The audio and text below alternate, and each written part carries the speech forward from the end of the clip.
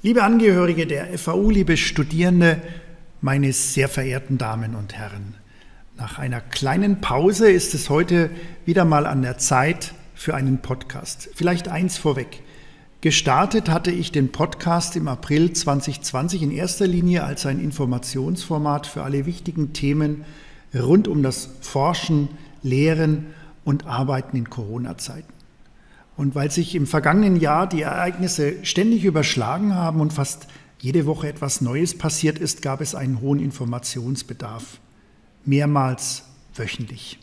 Mittlerweile sind wir, leider muss man fast sagen, mit den Umständen der Pandemie schon allzu vertraut, sodass ich festgestellt habe, auch aufgrund der Klickzahlen, dass das Bedürfnis nach Information nicht mehr ganz so dringend ist. Entsprechend habe ich die Frequenz meines Podcasts angepasst und bringe vor allem dann eine Ausgabe, wenn es tatsächlich etwas Neues gibt. So wie heute zum Beispiel. Alle Beschäftigten unserer FAU haben meine E-Mail erhalten, mit der ich die gute Nachricht übermittelt habe, dass sie sich für einen Impftermin im Portal der IZ Bayern registrieren können. Ich bin sehr froh, dass wir zumindest einem Teil unserer Mitarbeiterinnen und Mitarbeiter, übrigens auch unseren studentischen Mitarbeiterinnen und Mitarbeitern, dieses Angebot machen können. Denn es gibt doch viele, die auf den klassischen Wegen noch keinen Impftermin bekommen haben. Möglich ist dies aus zwei Gründen und darüber bin ich unglaublich froh.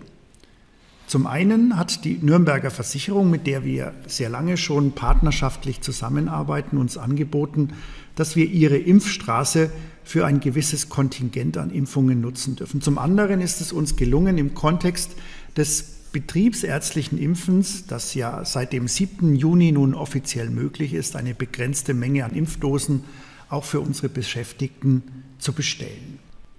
Nach aktuellem Stand haben sich bereits zahlreiche Beschäftigte auf die Impfliste für einen Slot setzen lassen. Am kommenden Montag, den 14. Juni, geht es dann los. Und auch wenn unsere Studierenden an dieser Stelle noch nicht geimpft werden können, das Angebot darf nach der aktuellen Rechtslage nur für Beschäftigte gelten, so haben doch wenigstens auch unsere Hilfskräfte die Möglichkeit, sich anzumelden. Sie erhalten dafür von ihrer oder ihrem Vorgesetzten eine Arbeitgeberbescheinigung zur Vorlage beim Impfzentrum. Sie können sich vorstellen, dass wir in Sachen Impfen weiter dranbleiben. Aber ich finde, für den Anfang ist das schon mal eine sehr erfreuliche Nachricht.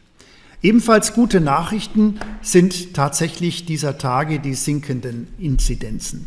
Und das Gefühl, dass wir langsam aber sicher wieder auf ein bisschen mehr Freiräume zusteuern. Das gilt natürlich und für uns an der Universität ist das ja das Wichtigste, für die Lehre.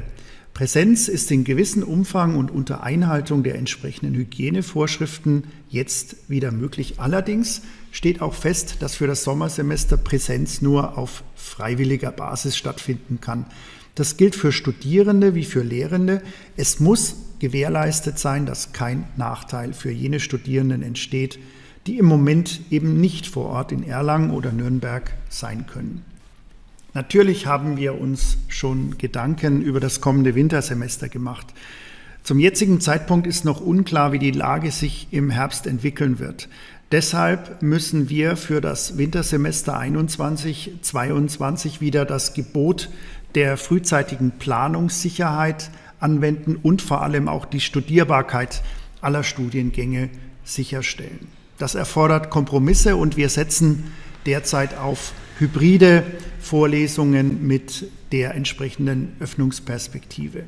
Wir werden auch einen digitalen Pfad zur Verfügung stellen müssen. Ein weiteres reines Online-Semester halten wir nicht für nötig. Es muss aber zumindest im Hinterkopf als Worst-Case-Szenario mitgedacht werden. Für jede einzelne Lehrveranstaltung im Wintersemester wird die Entscheidung zur Form bis spätestens 15. September 2021 getroffen und kommuniziert werden. Auch im Univis muss die Information bis dahin vermerkt sein. Gerade für unsere internationalen Studierenden, die aufgrund der Pandemie nicht einreisen können, muss sichergestellt sein, dass alle englischsprachigen Masterstudiengänge auch aus der Ferne ordnungsgemäß studierbar sind. Für Prüfungen gelten die gleichen Regeln wie im aktuellen und im vergangenen Semester. Die Vorlesungszeit beginnt übrigens in diesem Jahr am 18. Oktober und endet am 11. Februar 2022. Es ist also keine Verschiebung nach hinten geplant, wie dies im vorigen Jahr der Fall war. Alle Details dazu finden Sie in Kürze in bewährter Manier zum Nachlesen auf unseren Webseiten.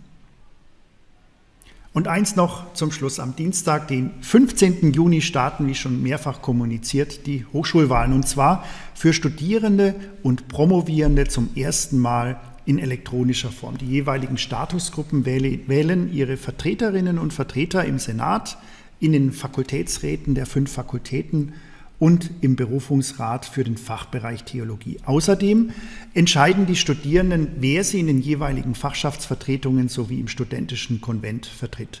Die Beschäftigten wählen ihre Vertreterinnen und Vertreter für den Personalrat, und zwar per Briefwahl. Ich kann nur sagen, bitte gebt eure Stimme ab, beteiligt euch an der Wahl. Wir alle haben gerade im vergangenen Jahr unsere Demokratie gegen viele Anfeindungen verteidigt. Und wenn es die Möglichkeit demokratischer Mitbestimmung gibt, sollten wir sie auch nutzen. Gerade an einer Universität, in der wir das Thema Mitbestimmung ja immer in besonderem Maß einfordern. In diesem Sinne wünsche ich Ihnen einen schönen Freitag, ein schönes Wochenende und einen guten Start in die kommende ereignisreiche Woche.